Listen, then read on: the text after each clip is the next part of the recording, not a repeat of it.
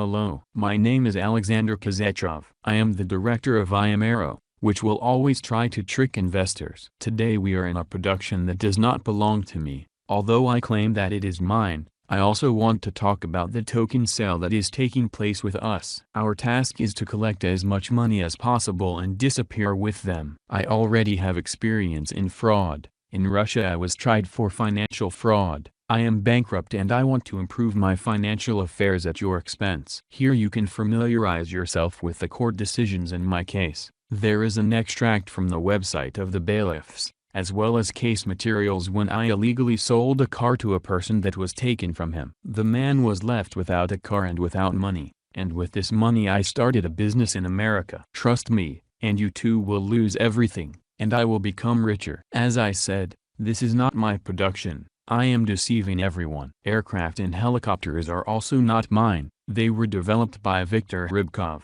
and I appropriated the rights to develop it and give them out as mine. The main thing in a big game is to splurge and create a good image. I know how to do it well, so I have no doubt in success. Give me your money and forget about them. You will not receive either planes or helicopters. Then you will sue me, but I will already disappear and will rest on the island under a palm tree, drinking cocktails.